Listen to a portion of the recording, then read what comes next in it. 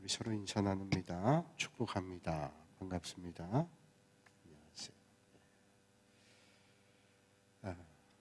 요한계시록 말씀 우리가 보면서 8번째 요한계시록 말씀인데 중간에 성경에 대한 기본적인 것들, 그래서 지난 시간에 3가지 그 틀과 8가지 기둥 그렇게 함께 나눴습니다.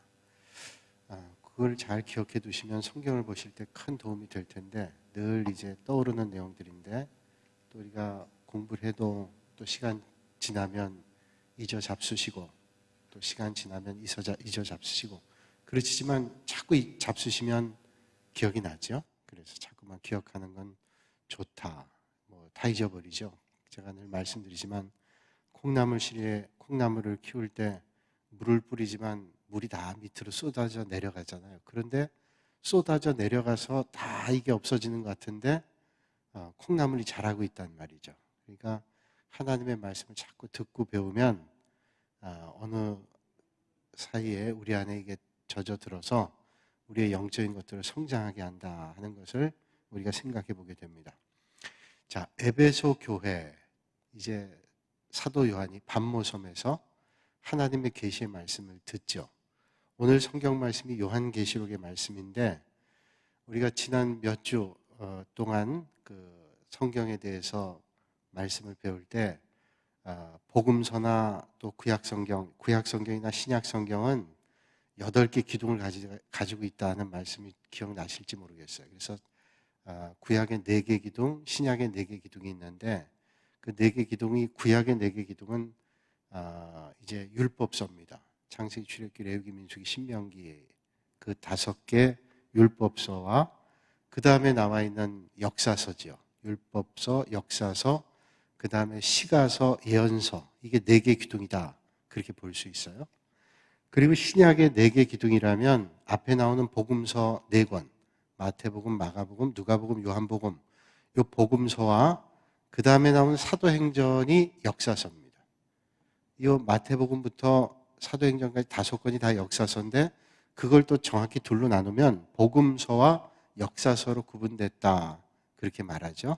그러니까 앞에 나오는 4권의 복음서와 그 다음에 나오는 사도행전, 이게 역사서인데, 이 사도행전이란 역사서 안에 그 체험서라고 하는 서신서가 21권이 나옵니다. 그래서 로마서로부터 유다서까지 그 21권이 사도행전의 내용들이 다 포함이 됩니다. 그래서 거기 나오는 로마서든지 에베소서든지 갈라디아서든지 이 서신들이 다 서신서에 포함되죠. 그러니까 역사적인 시간의 개념으로 볼 때 사도행전에 나와 있는 그 내용들이, 편지들이 바로 서신서에 해당이 된다는 겁니다.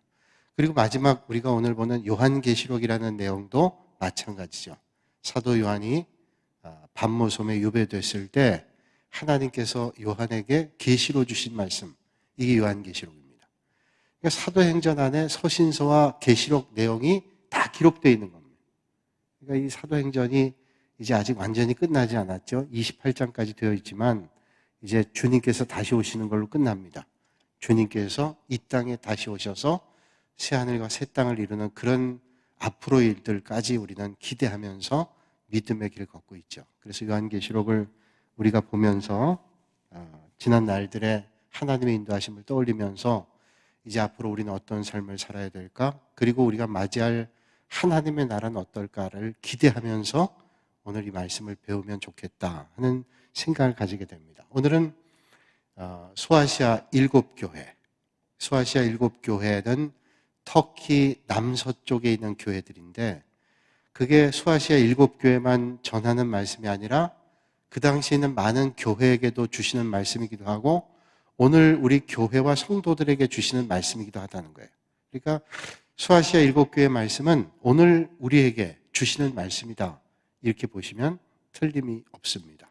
그 성경의 어떤 말씀도 다 하나님께서 오늘 우리에게 주시는 말씀이기도 하지만, 이 소아시아 7교회의 말씀을 보면서 이 땅에 있는 교회들을 보게 되고 오늘 우리의 영적 자세, 우리의 영적 상태는 어떤가를 살펴보는 것이 좋겠다 하는 것입니다. 지난 시간에 에베소 교회는 책망도 받고 칭찬도 받았습니다. 어려움 중에 많은 이단들이 있고 미혹하는 일들이 있었지만 그 미혹하는 영들에 빠지지 않고 진리를 지키기 위해서 애를 썼습니다. 그래서 에베소 교회는 많은 이단 사설들과 유혹들이 있음에도 불구하고 든든하게 섰습니다. 얼마나 복된 일이에요? 여러분, 사이비 이단들이 설치고 있는데 하나님의 말씀을 잘 배우고 익혀서 이단을 배격하고 진리 가운데 섰다. 칭찬받을 일이죠. 그런데 또 책망받은 일이 있습니다. 어떤 일을 책망받았는가 하면 이단을 배격하다 보니까 너무 거기에 예민해 있다 보니까 사랑이 메마르게 됐습니다. 생각해보면 그렇잖아요. 이단이 접근하는 것을 배격하기 위해서 애를 쓰고 힘쓰다 보니까 이단 배격하는 일에 힘쓰다 보니까 어떤 의미에서 사랑이 메마르게 됐단 말이에요. 이게 두 개가 같이 가면 좋은데 이게 참 쉽지 않습니다. 그래서 그것에 대해서 주님께서 에베소 교회를 향해서 너희들이 이단을 배격하고 진리를 수호하는 건 참 훌륭한 일인데 너희들의 사랑이 메말랐다. 너희들이 아무리 그런 걸 잘한다 할지라도 이 교회가 이게 메말라 버리면 어떡하냐라는 것을 말씀해 주죠. 오늘도 마찬가지입니다. 오늘도 우리가 깊이 생각해 봐야 되죠. 우리가 진리를 수호하고 하나님 말씀 가운데 있어야 되지만 그러는 가운데 하나님의 사랑에 냉랭해지게 되면 이게 안 된다는 거예요. 근데 그 하나님에 대한 사랑이 뭐냐? 우리가 흔히 생각할 때 하나님에 대한 사랑을 하나님을 사랑하는 것이다 이렇게 이해하면 되는데 그저 모든 것들을 다 사랑하는 거라고 생각해요. 이게 참 미묘하고 그 경계를 짓기가 묘한 것인데 우리의 사랑의 근본이 어디서 출발돼야 되는가 하면 하나님을 사랑하는 데 있어야 된다는 거죠. 하나님을 사랑하지 않으면 여타 잘못된 것들도 사랑할 수 있다는 거예요. 그러니까 우리가 지난 시간에 제가 말씀드렸지만 하나님을 사랑하는 것이 뿌리가 돼야 다른 사랑들이 올바로 사랑이 이루어지게 된다는 거죠. 자, 오늘은 두 번째 교회입니다. 서머나 교회, 소아시아의 교회 가운데 서머나 교회라는 교회입니다. 서머나 교회는 에베소 교회에서 북쪽으로 한 80km 떨어진 교회입니다. 서머나 교회가. 그래서 이 에베소 교회, 서머나 교회, 버가못 교회, 두아디라 교회, 사대, 빌라델비아, 라우디게아 교회, 일곱 교회가 마치 말발굽 모양으로 되어 있어요. 그러니까 에베소 교회가 왼쪽에서부터 이렇게 북쪽으로 갔다가 오른쪽으로 꺾어지는 이렇게 된 말발굽 모양으로 되어 있다. 보통 그렇게 됩니다. 그래서 에서버도 사빌라, 일곱 교회 교회라 그렇게 하는데 그 일곱 교회 가운데 책망받지 않고 칭찬받은 교회가 두 교회가 있죠. 오늘 우리가 함께 나눌 서머나 교회와 빌라델비아 교회. 그 초대교회 가운데 어떤 교회는 책망만 듣기도 했고 어떤 교회는 책망과 칭찬을 듣기도 했고 또 오늘 말씀하는 서머나 교회나 빌라델비아 교회 같은 교회는 칭찬만 받은 교회다 하는 겁니다. 어떻게 했길래 칭찬받았을까요? 또 이 서머나 교회는 그럼 우리가 어디인가? 우리가 지난 시간 제가 성경 전체 개괄을 하면서 고대 근동지역 북쪽에 터키라는 나라가 있다 그랬습니다. 우리가 한번 지도를 한번 보면 훨씬 이해가 빠를 것 같아서 지도를 준비했습니다. 이 지도를 보면 좀 광역으로 만들었어요. 한번 보시면 가장 중심을 보세요. 중심을 보면 키프리스 섬이라 키프로스 섬이 있고요. 거기 바다가 지중해입니다. 그리고 그 지중해 오른쪽이 이스라엘 오른편이 요르단 바로 위쪽에 시리아, 그리고 왼쪽에 레바논 있죠? 그 레바논과 시리아 위쪽이 터키입니다. 터키 왼쪽에 그리스, 이탈리아. 자, 오늘 이제 말씀의 배경은 터키예요. 터키. 저기 초록색으로 써져 있는 터키인데 터키의 어느 부분인가 하면 남쪽의 서쪽입니다. 남서쪽 지역이에요. 이 지도를 조금 자세히 보게 되면 그 다음 지도를 한번 보여주세요. 그 다음 지도. 요 지도만 보죠. 요 지도를 보면 이제 그 터키의 남서쪽 부분이거든요. 남서쪽 부분에 소아시아의 보통 그때 소아시아 지역이라 그러는데 그 지역에 7교회가 나옵니다. 거기 이 지도에 보면 하얀 부분이 육지인데 하늘색 부분은 이제 지중해고 얘 보면 왼쪽에 밑에 보면 그레데 섬이 있고요. 그레데 섬 위에 반모라고 있습니다. 반모. 이 반모 섬인데 에베소에서 한 7, 80km 떨어져 있는 섬입니다. 이 반모 섬에서 사도 요한이 하나님의 계시의 말씀을 듣고 이 말씀을 이제 기록한 게 요한계시록인데 이 반모섬에서 육지 쪽으로 향해 가죠. 그러니까 반모섬을 갈 때는 에베소에서 배를 탑니다. 지난 시간에 우리가 봤던 말씀이 에베소 교회에 대한 말씀이고 에베소 북쪽으로 80km 정도 떨어졌다 그랬죠. 그 서머나 교회. 그리고 더 위쪽이 버가모 교회. 버가모에서 오른쪽으로 말발굽처럼 오른쪽으로 꺾어지죠. 두아디라, 그 다음 밑으로 사대, 빌라델비아, 라우디게아 교회. 이 소아시아의 7교회를 이렇게 말씀해요. 오늘이 서머나 교회라는 겁니다. 서머나 교회. 서머나 교회는 터키라는 나라의 남서쪽이다. 그리고 그 왼쪽은 이제 그리스, 그 다음에 이탈리아. 바울이 복음 전할 때 이 지역을 3군데를 다 복음 전하죠. 소아시아 지역도 거치고 그리스 지역도 거치고 이탈리아 로마까지 복음을 전하는 그런 일들이 있었단 말이에요. 자, 그러면 오늘 이 서머나라고 하는 데는 사실은 이 소아시아에 있는 7교회가 있는 지역, 이제 이게 다 지역 이름인데 이 지역에 이 교회들이 서 있었는데 가장 이 소아시아 지역에서 큰 도시라 그러면 에베소입니다. 에베소라고 하는 도시는 큰 도시입니다. 지금도 에베소에 가면요, 에베소의 흔적들이 있습니다. 에베소의 흔적들이 있는데 그 에베소의 흔적들이 다 폐허가 되고 지금은 관광지입니다. 성지순례 하는 사람들이 많죠. 거기 보면 에베소가 참 큰 도시였다는 걸 알 수 있어요. 근데 에베소는 지금은 이제 그 유적으로만 남아있지만 이 서머나라고 하는 곳은 지금 아주 큰 도시입니다. 그때 예수님 당시에도 한 20만 명가량 살았대요. 우리 군산이 한 27만 명이라 그런다면 그때 인구 대비한다면 20만 명이라면 얼마나 큰 도시예요. 그 당시에 도시가 지금도 마찬가지고 이 서머나 지역이 큰 도시입니다. 지금은 이름을 이즈미르라 그러는데 이즈미르가 이 터키에 있는 도시 가운데 앙카라 그리고 이스탄불, 이즈미르가 3번째 도시예요. 여러분 터키의 가장 큰 도시가 어딜까요? 터키의 가장 큰 도시는 아마 이스탄불일 거예요. 이스탄불은 그 500년 동안이나 그 수도였던 아주 큰 지역이죠. 동방 정교회가 자리를 잡고 있었던 이스탄불, 큰 도시죠. 보통 요새 비행기들이 그쪽 지역을 갈 때는 이스탄불을 거쳐갑니다. 거기 경유하는 일들이 많아요. 이스탄불은 오래전부터 큰 도시였어요. 그러나 터키의 수도는 아닙니다. 터키의 수도는 어디예요? 앙카라죠, 앙카라. 우리가 터키의 수도는 이스탄불이 아닐까 생각하는데 사실은 터키의 수도는 앙카라예요. 그래서 앙카라, 이스탄불, 이즈미르 이게 3대 도시입니다. 이 3대 도시인데 지금도 무역, 경제 이런 것들이 활성화되어 있는 도시가 바로 서머나 지역입니다. 오늘 이 서머나를 지명은 바뀌었죠. 이즈미르라고 불러요. 이즈미르. 미르라고 하는 것은 향료를 뜻합니다. 향료.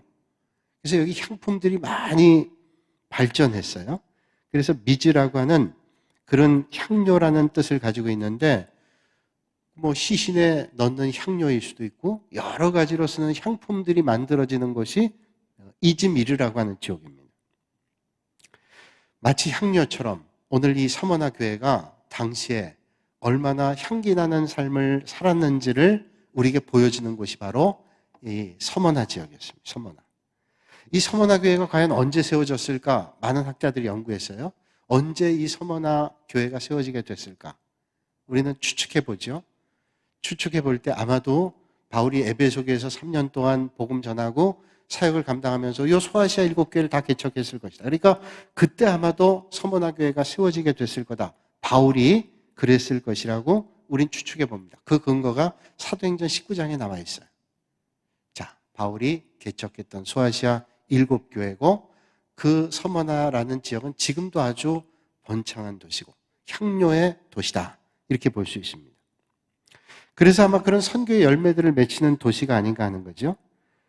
이런 서머나 교회가 오늘 말씀 보니까 칭찬을 받았어요. 칭찬. 환난 가운데도 어려움 가운데도 저들이 믿음을 잘 지켰다고 하는 것에 하나님께서 칭찬해 주셨다는 거예요. 그러면 여러분 어떻게 칭찬만 받을 수 있을까요? 이 땅에 있는 교회들도 어떤 때는 사람들에게 비난받기도 하고 책망받기도 하고, 더 중요한 건 하나님의 평가인데, 하나님의 그 불꽃 같은 눈으로 우리를 평가할 때 어떻게 다 칭찬만 받을 수 있겠어요? 그런데 서머나 교회는, 또 빌라델비아 교회는 칭찬만 받았어요.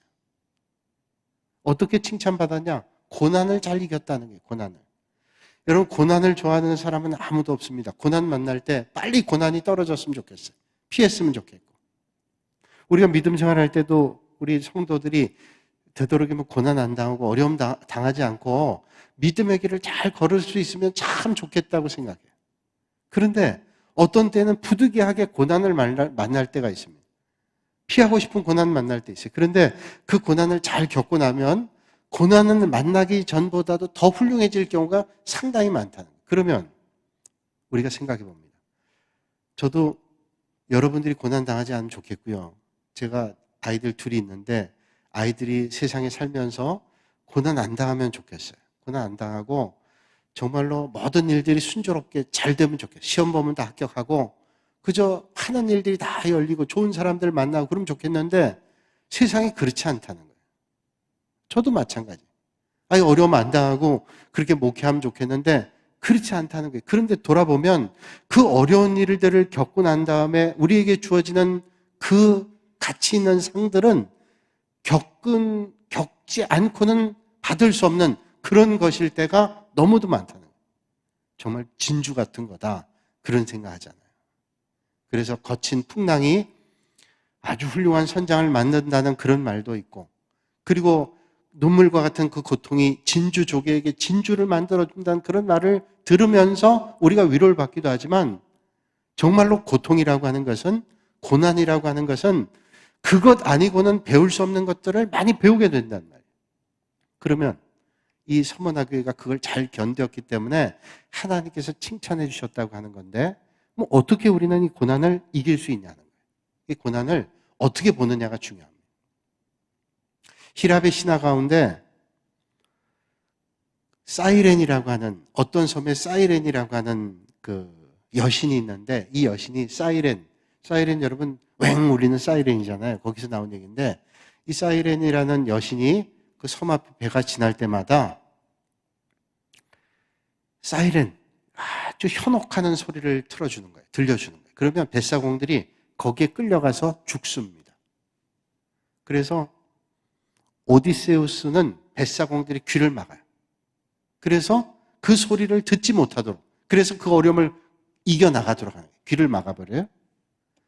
그런데 오르페우스는 그 사이렌 소리가 들릴 때 어떻게 하냐면, 오디세우스는 귀를 막았는데 오르페우스는 귀를 막는 게 아니라 뱃사공들에게 더 아름다운 소리를 들려줍니다.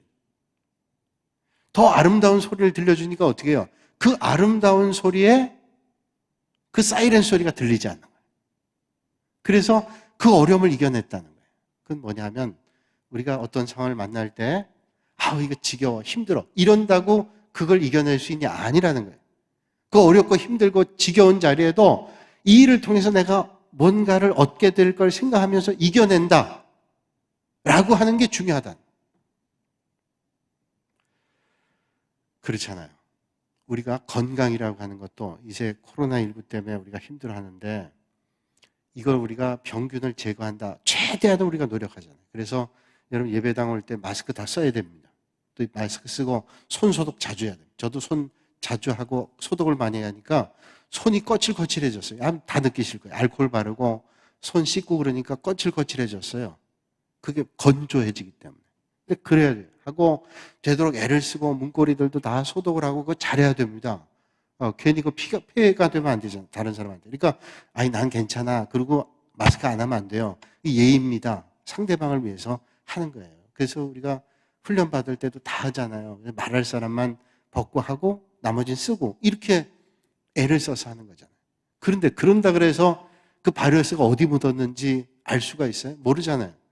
그러면 이거를 그렇게만 뽑아낸다고 이길 수 없으니까 어떻게 해요? 우리가 건강해져야 됩니다. 건강해져야 바이러스를 이길 수 있는 힘이 생기는 거예요. 조심도 하고 건강도 해요. 이 두 개가 같이 가야 돼요. 아무리 바이러스를 이기려고 해도 건강하지 않고 이걸 이겨내려고 아무리 조심을 해도 이걸 다 막아낼 수 없어요. 어떤 아파트를 보니까요, 그 엘리베이터에 이거 누르면 이 사람 저 사람 누르니까 이거 조심하잖아요. 그래서 요새 엘리베이터 보니까 다 소독제 있더라고요. 그래서 그것도 바르는데 그거 이 사람 저 사람 다 누르면 누가 바이러스가 있는지 알겠어요? 그래서 어떤 아파트에 보니까 이쑤시개를 다 꽂아놓고 그거를 갖다가 하나씩 쓰고 버리곤 하더라고요. 야, 그거 잘하고 우리 아파트도 하나 봤더니 없어요. 어떻게 해야 될까요? 최대한 주의하려고 어떤 사람 보니까 자동차 키를 가지고 이렇게 누르는 사람도 있고 뭐 어떤 사람은 팔꿈치로 누르고 벨 방법을 다 쓰던데 하여튼 주의하는 건 좋죠. 근데 그걸 이겨내기 위해서는 내가 건강해야 돼. 영적으로도 마찬가지입니다. 영적으로 사탄이 나를 유혹할 때 그 유혹을 뿌리치고 그것을 가까이 하지 않도록 하는 게 중요합니다. 왜? 마귀 시험에 빠지지 않게 해서. 그런데 그 마귀 시험에 빠지지 않게 뿌리치고 하는 것도 중요하지만 내가 영적으로 건강해지면 아무리 시험을 해도 이길 수 있는 힘이 생기는 거예요. 이 두 가지가 같이 가야 돼요. 이 서문화교회는 이런 일들을 참 잘했던 거예요. 그래서 하나님께서 칭찬하신 겁니다. 그래서 서문화교회가 환난과 어려움 가운데서 잘 이겼기 때문에 주님께서 축복해 주신 거예요. 그리고 그 고난을 이겨내서 더 영적으로 한 단계 성장하는 그런 교회와 성도들이 됐다는 거예요. 그 이길 수 있는 가장 큰 비결이 뭐냐? 하나님께 시선을 놓치지 않았어요. 여러분, 여러분의 삶의 자리에도 그런 일을 만날 때 여러분의 눈동자를 주님을 향해서 흔들리지 않고 시련을 이기고 한 단계 더 성장하는 믿음의 사람들이 되시기를 주님의 이름으로 축복합니다. 이게 우리의 영적 자세에 꼭 중요한 거예요. 요즘에 우리가 보면서 맞다 하는 생각을 몇 번이군 하잖아요. 자, 오늘 말씀에 이제 예수님께서 소아시아 7교회 말할 때 예수님의 어떤 특징을 얘기합니다. 예수님이 어떤 메시지를 주면서 본인을 각기 다르게 표현하는데 이렇게 예수님에 대해서 표현합니다. 8절에 처음이요 마지막이요 죽었다가 살아나신 이가 이르시되 처음이요 마지막이요 죽었다가 살아나신 이가 이르시되 예수님은 오늘 전하시는 예수님은 어떤 분이냐면 처음이고 마지막이에요. 태초부터 마지막까지. 그리고 그 주님은 어떤 분인가 하면 죽었다 살아났다. 부활이죠. 처음부터 마지막까지고 그 주님은 부활하신 하나님입니다. 그러면 주님은 왜 서문학교회를 향해서 이렇게 말씀할까요? 주님은 처음이고 마지막이고 그리고 부활하신 분이라고 왜 말씀할까요? 죽었다 살아나신 분이라고 말씀하셨어요. 예수님께서 사망 권세를 깨뜨리고 일어나신 부활하신 주님입니다. 우리가 부활주일에 예수님의 부활을 찬양하고 기뻐했잖아요. 그 주님은 주님 부활하셨다는 거예요. 그러니까 예수님께서 처음이고 마지막이고 부활하셨다는 것은 서문화교회가 당하는 그 고통 가운데 외면하고 계셨던 분이 아니라 처음부터 마지막까지 계셨던 주님이니까 그 고통의 순간에도 함께하고 계셨던 주님이다. 그리고 죽음을 맞았지만 부활하신 주님이다 라고 하는 메시지를 서문화교회에 주면서 희망을 주는 거예요. 너희들이 고통 가운데 있지만 그 고통 가운데 너희들만이 아니라 주님께서 하시고 주님이 죽으시는 고통을 당했지만 부활하시는 분이다라는 소망을 주님이 주시는 분이라는 것을 서문화교회에 말씀하고 있는 거예요. 여러분 1세기 당시에는 어느 교회 예외 없이 어느 믿음의 성도 없이 다 고난을 당하던 그런 때였습니다. 그런 상황에 있는 교회 성도들에게 고난받는 성도들에게 죽었다가 다시 사신 주님의 모습 얼마나 위로해요. 지금 고난당해서 죽어가는 사람도 있고 고난 가운데 어려움 당하고 있는 사람들이 있는데 그때 주님께서 처음부터 마지막까지 계신 분이고 그 주님께서 결국 죽지만 부활하신다. 이것처럼 큰 힘이 되는 메시지가 어디 있겠냐는 말이죠. 여러분 고난 가운데 가장 큰 고난이 뭘까요? 힘들어. 힘들면 뭐라 그래요? 힘들면 아유 힘들어 살겠어. 우리 이렇게 얘기해야 되는데 아우 힘들어 죽겠다 그러잖아요. 힘들어 죽겠다는 말. 죽는 게 제일 큰 고난이에요.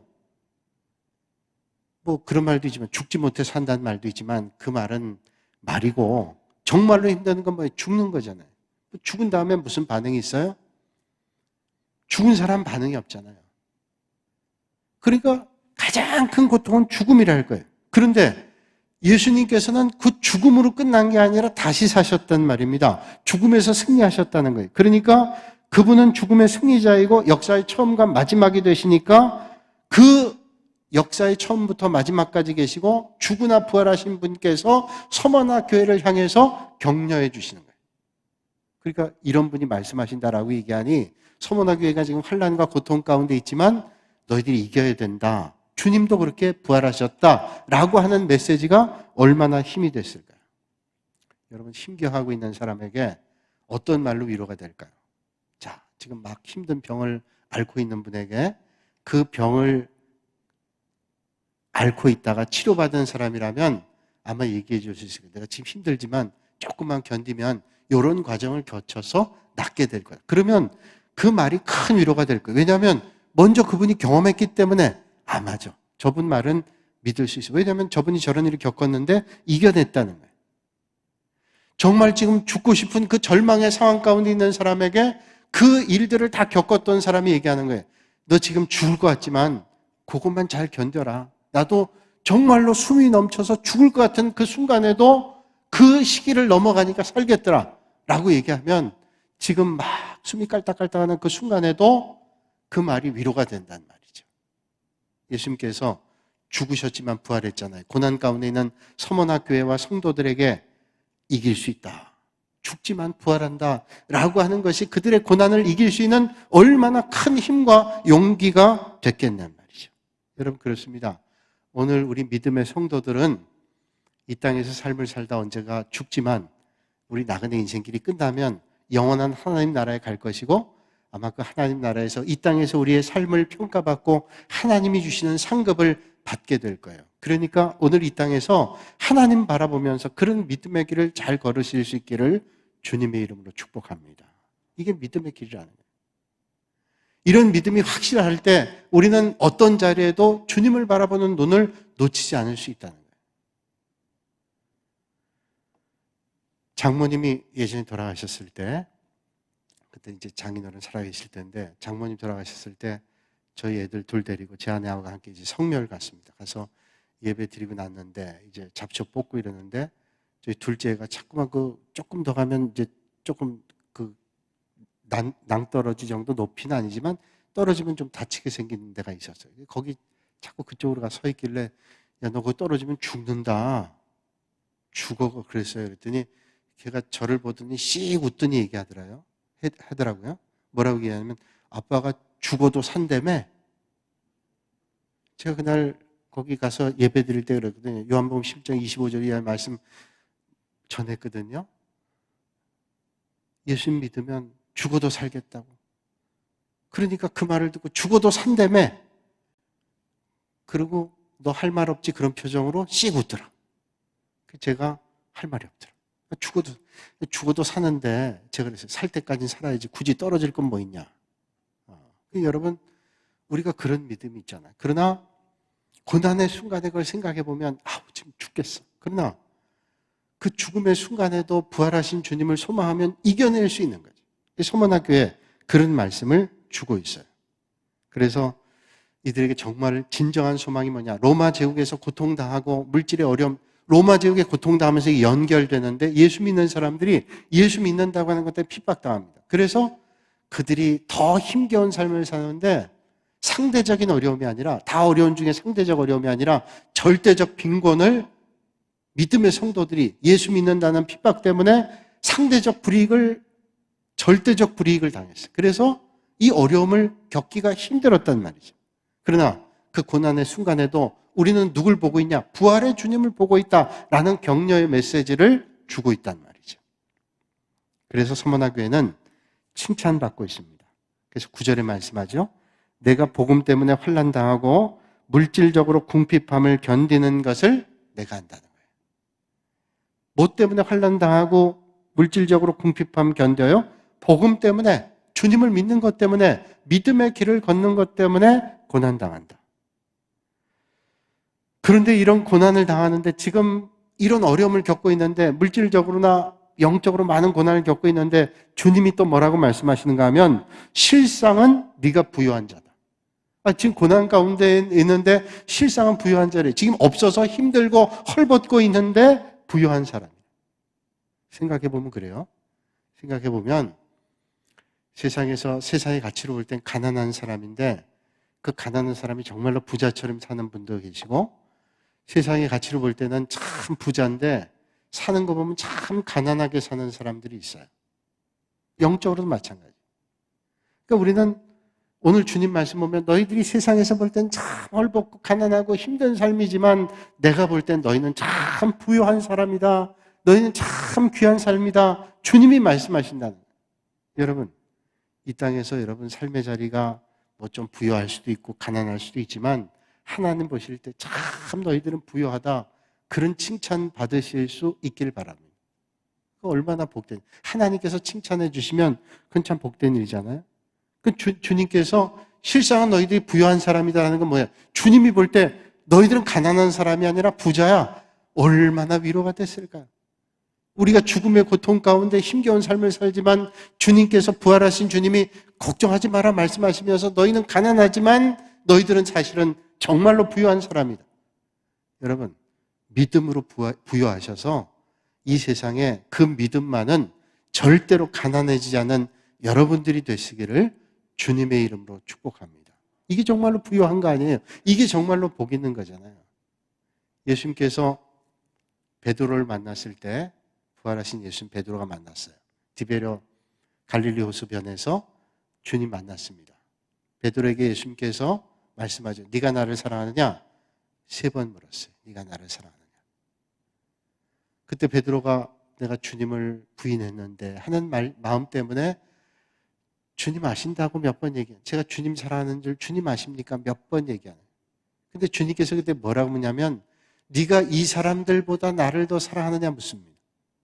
이 사람들보다 나를 더 사랑하느냐. 헬란말로 프레이온 투토란 말 제가 여러 번 말씀드려요. 투토란 말은 지시대명사고 프레이온 네가 사랑하는 모든 걸 얘기하는 모든 것들보다 더 사랑하느냐. 그 모든 것을 2가지로 해석합니다. 그 모든 것은 여기는 어떤 사람들보다 네가 주님을 더 사랑하느냐고 네가 사랑하는 그 어떤 것보다 나를 더 사랑하느냐.